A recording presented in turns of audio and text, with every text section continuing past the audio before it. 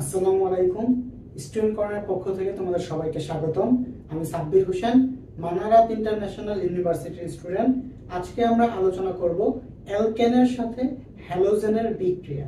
আচ্ছা, আমরা আগের ভিডিওতে চিনছি কিভাবে অ্যালকেন, অ্যালকিন, অ্যালকাইনের নামকরণ করা হয় এবং জৈব অ্যাসিড, অ্যালডিহাইড, অ্যালকোহল ইত্যাদি নামকরণ সম্পর্কে আমরা আগের ভিডিওগুলোতে আলোচনা করছি। এখন আমরা আলোচনা করব অ্যালকেনের সাথে হ্যালোজেনের বিক্রিয়া সম্পর্কে। আচ্ছা, প্রথমে চিনতে হবে হ্যালোজেন কারা, হ্যালোজেন কাদেরকে বলা হয়।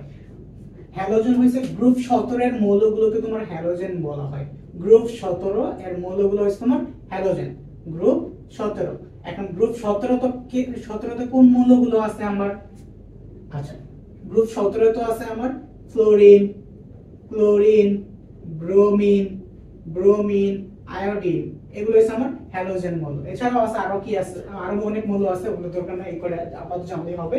Fluorine, chlorine, bromine, iodine. আচ্ছা, এগুলোকে তোমার জাস্ট এক্স বলা হয়, মানে হ্যালোজেন মৌলগুলোকে তোমার প্রকাশ করা হয় জাস্ট এক্স দ্বারা প্রকাশ করা হয়। হ্যালোজেনকে প্রকাশ করা হয় এক্স দ্বারা প্রকাশ করা হয়। আচ্ছা, এখন দেখো আমি কি বলছি, অ্যালকেনের সাথে হ্যালোজেনের বিক্রিয়া। অ্যালকেনের সাথে হ্যালোজেনের বিক্রিয়াটা কি রকম হয়? আচ্ছা, অ্যালকেন, সাপোজ সর্বনিম্ন অ্যালকেনটা আমরা যদি কল্পনা করি, সবথেকে মানে প্রথম এক কার্বন বিশিষ্ট অ্যালকেন হচ্ছে আমার কি CH4 মিথেন, আমরা সেটা জানি, সবাই জানি। আর তার সাথে কি হ্যালোজেনের বিক্রিয়া, হ্যালোজেনের বিক্রিয়া দিলাম X2, বিক্রিয়া দিয়ে এখানে কি হবে জানো? এখানে ধর চারটা হাইড্রোজেন আছে না, CH4 চারটা হাইড্রোজেন আছে না, চারটা হাইড্রোজেনের মধ্যে একটা হাইড্রোজেন তোমার বের হয়ে যাবে, একটা হাইড্রোজেন এখান থেকে বের হয়ে যাবে, তাহলে হবে আমার কি CH3। তার মানে কার্বনের হাত হইলো আমার কি, এখানে তিনটা হাত আর একটা হাত ফাঁকা থাকে, সেই ফাঁকা হাতটা এই যে দিলাম এদিকে। এখানে তোমার এই যে X আছে না, X মানে কি হ্যালোজেন, আমি যে ডিনোট X কে হ্যালোজেনকে X দ্বারা ডিনোট করছি, X টা তোমার আইসা এই কার্বনের সাথে তোমার যুক্ত হবে, ঠিক আছে। দেন এইখান থেকে দেখো একটা হাইড্রোজেন বের হইছে, একটা হাইড্রোজেন বের হইল, সেই হাইড্রোজেন, আর এখানে দুটো X ছিল, এখানে একটা X যুক্ত হইছে আর একটা X রয়ে গেছে, সেই X টা তোমার হাইড্রোজেনের সাথে যাবে। এভাবে তোমার রিঅ্যাকশন গুলো হবে। আচ্ছা, আমরা এখন দেখি ক্লোরিন X ইউজ না করে ক্লোরিন ইউজ করে দেখি। তুমি যে কোনো নিতে পারো, ফ্লোরিন, ক্লোরিন, ব্রোমিন, আয়োডিন, ইচ্ছা তোমার যেটা ভালো লাগে নিতে পারো তুমি। ক্লোরিন নিতেছি, ক্লোরিনের বিক্রিয়া তোমাদের বই দেওয়া আছে, যেহেতু নবম দশম শ্রেণীর বই দেওয়া আছে, তুমি ক্লোরিন, আমি ক্লোরিন দিয়েই করে দিতেছি তোমার। দেখো CH4 মিথেন, মিথেন নিলাম, মিথেনের সাথে আমি X মানে X2 মানে কি Cl2 দিলাম। Cl2 দিলে তোমার কি উৎপন্ন হবে?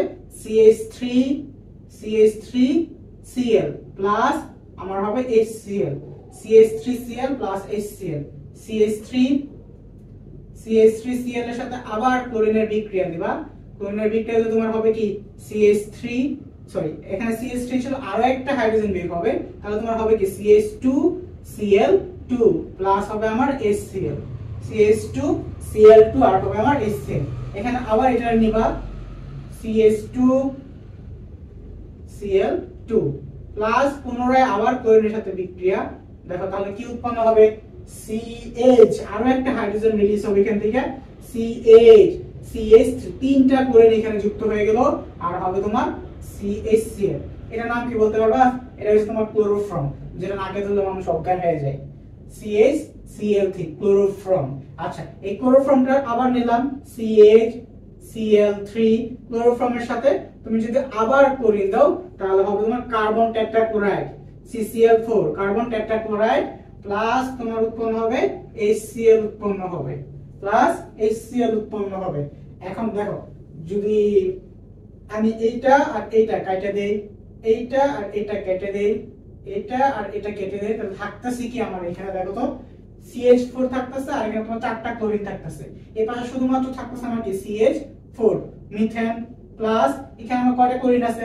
চারটা ক্লোরিন আছে, সো 4Cl2 চারটা ক্লোরিন তীর চিহ্ন দিলাম। তারপর আমার এখানে কি আছে দেখো CCl4, অনলি কার্বন টেট্রাক্লোরাইড আছে, CCl4 নিলাম প্লাস এখানে দেখো HCl কয়টা আছে? HCl আছে আমার চারটা, 4HCl। এই হলো আমার ফাইনাল ইকুয়েশন। That's all. আশা করি তোমরা সবাই বুঝতে পারছো। এখানে জাস্ট কি একটা হাইড্রোজেন রিলিজ হয়ে ক্লোরিন যুক্ত হইতেছে, ক্রমান্বয়ে ক্লোরিন যুক্ত করার পরে কি হয়? একটা করে হাইড্রোজেন তোমার কি হয়?